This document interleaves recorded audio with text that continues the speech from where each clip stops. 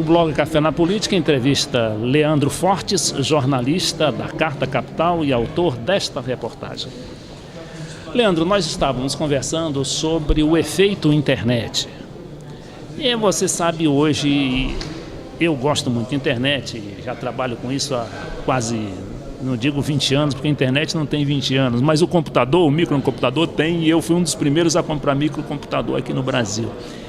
Mas é tanta coisa, é uma parafernália. Hoje você tem o site, hoje você tem um blog, hoje você tem um Facebook, tem um Twitter.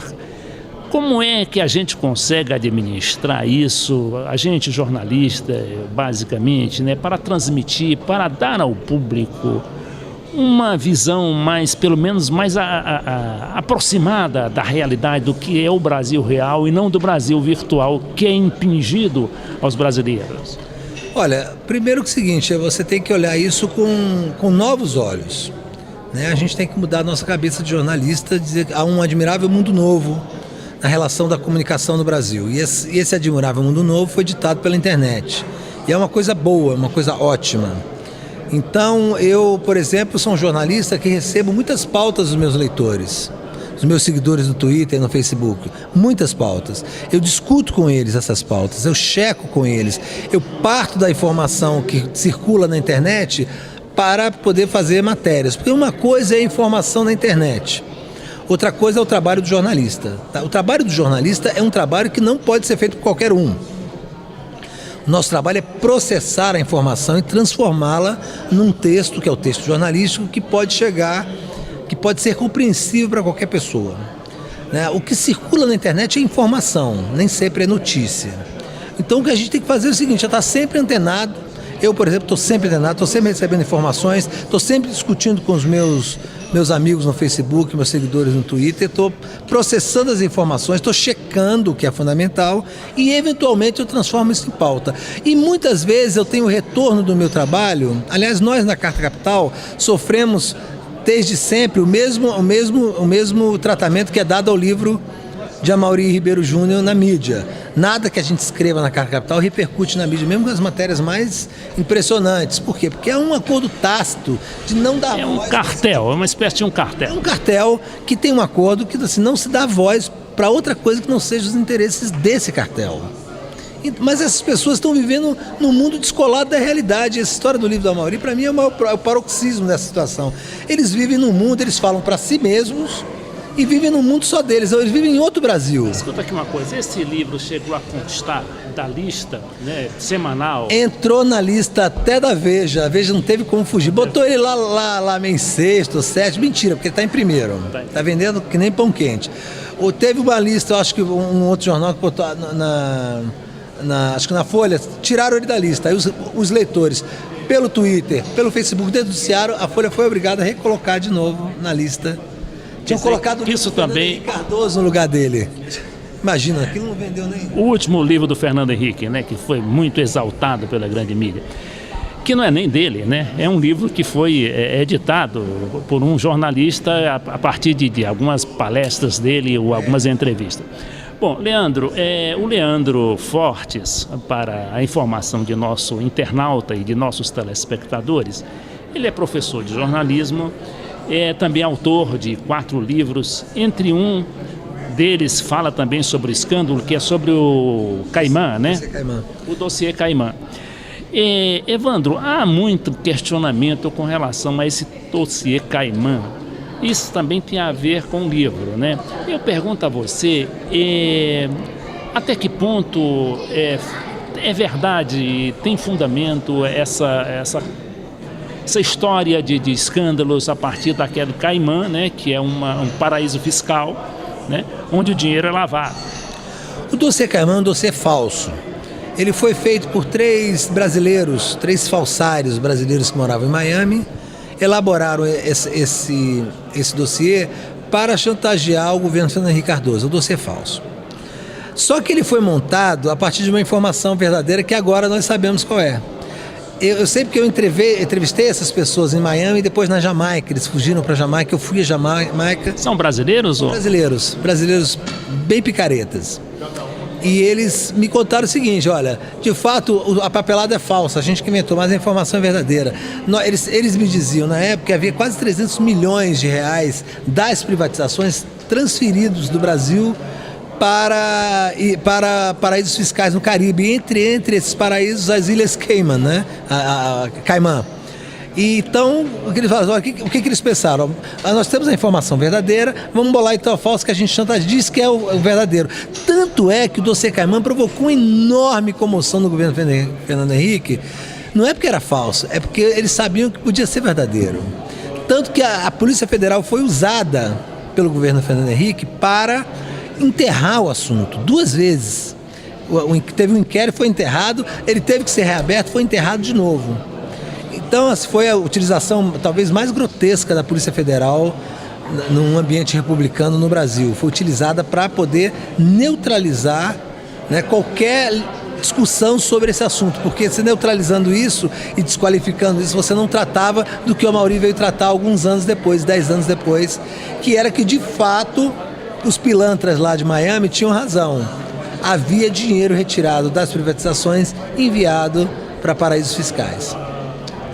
Leandro Fortes, autor desta reportagem, A Mídia Esconde o Brasil, ele é também um expert nessa nova modalidade de informação que é a internet. Ele, inclusive, estava me falando há pouco, né, que está quase desistindo de seu blog porque prefere a interação com os internautas no Facebook e no Twitter. É tão importante assim, Leandro? Não é exatamente importante, ela é relevante. Tem uma diferença sutil entre o que é importante e o que é relevante. Hoje, dentro da estrutura de comunicação social no Brasil, o Twitter e o Facebook são extremamente relevantes, porque eles concentram as informações e fazem elas transitar com enorme rapidez. E mais do que isso, gera interação imediata. Os blogs, eles tiveram essa função numa dimensão menor. Ou seja, por exemplo, hoje os blogueiros, eles utilizam as ferramentas em conjunto. Ele escreve no blog dele e anuncia no Facebook. Olha, leia no meu blog. Aí o cara, pelo Facebook, vai no blog e comenta no Facebook. Então, se você tem 30 comentários no blog, você tem 300 no Facebook. E assim, na mesma hora as pessoas discutem, criticam, descem o pau, elogiam, enfim, tem todo o universo da crítica está dentro do Facebook e do Twitter. Então eu acho bem relevante você utilizar isso. Pergunta prática, você tem tempo para acompanhar esse pessoal todo? Eu deixo o Facebook ligado, eu fico muito no computador, eu escrevo muito, né? Hoje tem internet, tem o celular, né? Tem celular, tem o iPad, tem o tablet. Quando eu mando muito computador, quando eu estou trabalhando eu dou uma olhada, né? E você acostuma, tudo é costume, né? Os jornalistas mais novos não acreditam que a gente usasse máquina de escrever. Eles acham que era praticamente impossível você manipular aquilo e ter que escrever aquilo num papel e errar e escrever de novo.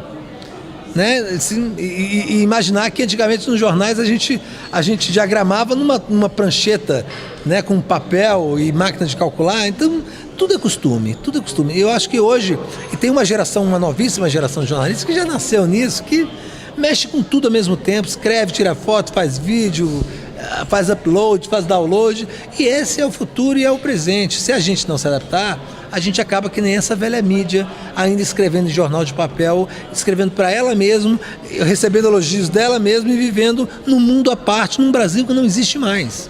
Pois é, e ela se julga, né, a detentora da opinião pública, né? A gente chama de opinião publicada, né? Isso. Porque aquele leitor de um grande jornal, é claro que ele vai refletir aquilo que pensa o grande jornal, porque se ele for contra qualquer tipo de opinião ou de matéria deformada daquele jornal, ele não terá espaço, não é, para a sua resposta. Eu pergunto a você, esse Facebook e o Twitter, né, e essas outras redes sociais, elas constituirão a verdadeira opinião pública, já porque elas estão reagindo, inclusive, naquele momento e tem espaço garantido? Eu acho que sim. Nós tivemos um fenômeno mundial, que foi a Primavera Árabe, a partir da mobilização nas redes sociais. Nós tivemos reações. O livro do Amaury, por exemplo, é um caso, é um case, né? Como se diz em publicidade, é um case clássico de como a força das pessoas na internet, como a formação de uma opinião pública na internet obrigou essa velha mídia a ter que falar do livro, a ter que tratar do livro. E fez com que o livro fosse vendido mais do que qualquer livro de jornalismo na história do Brasil, apenas com a utilização das redes, apenas com o que a gente chama de geração exponencial de informação na rede.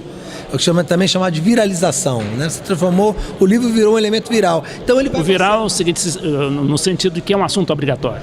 Não, viral diz que ele é transmitido exatamente como um vírus mesmo. Você entra, ele está em vários assuntos que se tratam na internet. Então, toda vez que você vai entrar num assunto agora, privatização, ele te joga para o livro privataria. O Google faz muito isso, né?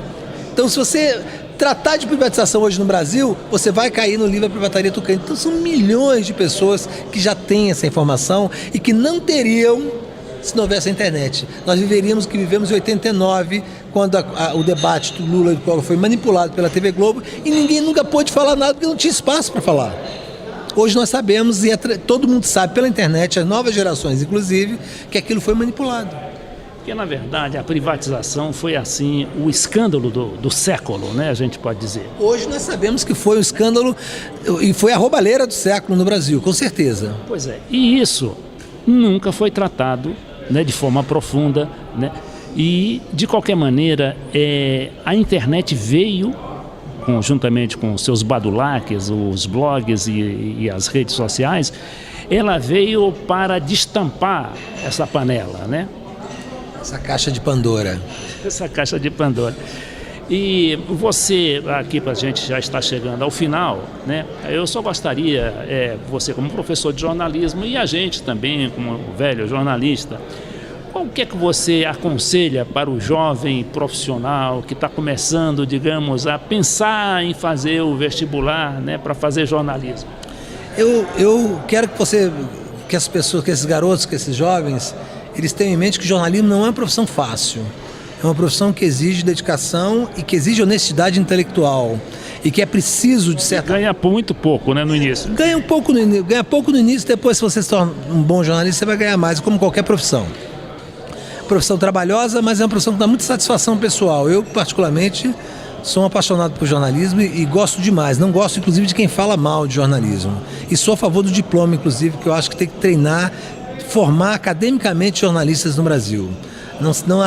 Não há mais espaço como havia antigamente de você retirar pessoas do mercado. Essa função romântica não existe mais. Então eu acho o seguinte, que quem vai fazer jornalismo agora tem que estar em mente que é uma profissão dura e que exige responsabilidade, porque o que você escreve, o que você fala pode destruir a vida de alguém e que você não pode se submeter como um cordeirinho a interesses que não sejam os interesses da verdade e do jornalismo. Se você está disposto a ser jornalista, você tem que estar disposto também a comprar algumas brigas. Uma delas, hoje no Brasil, é de enfrentar essa velha mídia, né, caquética, que não consegue compreender que o Brasil mudou, que o mundo mudou e que a informação hoje não é mais exclusividade dela. Nós entrevistamos assim o jornalista Leandro Fortes, da revista Capital, autor desta matéria, que aborda o maior fenômeno de vendas de livros no Brasil, a Privataria Tucana, do jornalista Amaury Ribeiro Júnior.